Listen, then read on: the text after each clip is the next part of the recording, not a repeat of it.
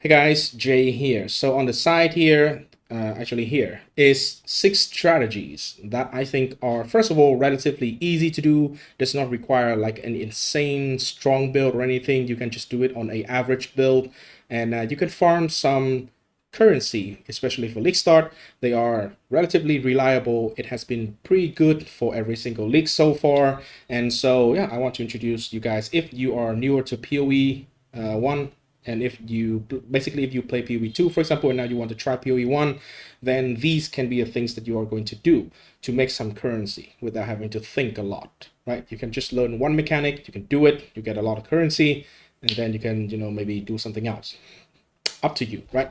So I'm not going to go into the details of every single mechanic here. Sanctum, Heist, Blight, Betrayal, Essence, and Lab. So I will not be having a detailed guide on every single one of them, but I will have a link in the description to each and every single of these mechanics. There will be videos that explain in details on what you need to do and what can you do to get the most out of every single mechanic here that is mentioned in the list, right?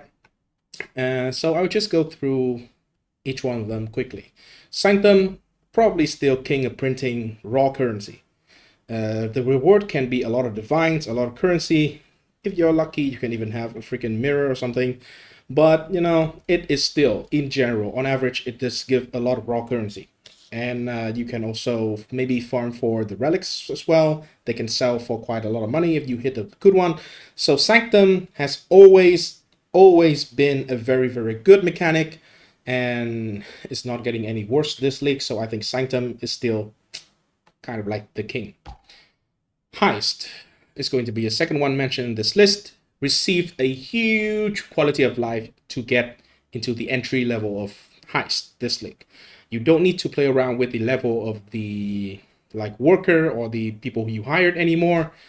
And you just can get straight into running, say, a blueprint, and it can give you a bunch of currency. It can give you a bunch of cool replica uniques. Some of the replica uniques can be pretty expensive early on.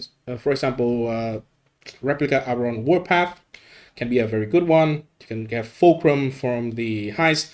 There are a lot of things that you can only get from the Heist, and if you are lucky enough, you might be able to get to the rare bases, like a helical ring, a simplex amulet. Those kind of items can be sold for a lot of divines early on and even later into the league. So Heist, much lower level of barrier of entry. You can just get into Heist much easier compared to before. It is a unique playstyle. So yeah, if you haven't tried it, maybe it's time to do it. Blight. Oh, by the way, Heist does not require a strong build as well. Just run fast and do half decent amount of damage. Maybe half a mil DPS is even good enough for Heist. Blight. This league in the top end, right? It is nerfed because of the boss risk stacking strategy on the Blight bosses. Then that is nerfed because we cannot stack 5 risk scarab anymore. However, Blight at an entry level, first of all, basically require no build. If you know what you're doing, with just the tower, you can actually clear Blight with the towers. So if you want to know how to do Blight effectively, and even with a basically naked character without any skill, any gear even, you just need to not die. You can stand in the middle, you can build a bunch of towers, and the towers can even take care of the whole thing for you. If you have a half decent build, then it is going to speed things up much better. And the Blight also have a very big quality of life buff this league, which is when you open a chest, you will open multiple chests around the area. So you don't need to use the caster mastery anymore. And yeah, you can just quickly open the Blight chest and just get the rewards that you want and be done with it. So Blight, I think, is a pretty safe thing to do in the league start scenario. Betrayal. Well, Betrayal, I think the best thing to do on Betrayal this league in particular is probably you should be setting up Katarina. And you should be doing a Betrayal board to get Katarina farmed repeatedly. And so there are 2 things you can farm. So one is the drop from Katarina herself, which can include Veiled Chaos Orb, Veiled Exalted Orb, which can cost quite a lot of divine, depending on how the crafting meta is. But, you know, historically speaking, those two veiled currency is always quite expensive. So you can farm for those. You can farm for some other things in the safe houses as well. But I think one big thing this league is you can farm for Katarina. You can set up the board to get Katarina repeatedly, and you can sell services in TFT. So it is the Forbidden Trove Discord server. It is to sell services.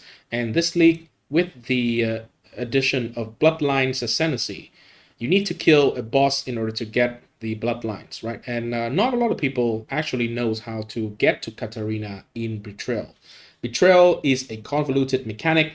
I know when you understand it, it is quite simple, but for the average people, and myself included, I still don't know how to set up a Betrayal because I didn't bother to learn it.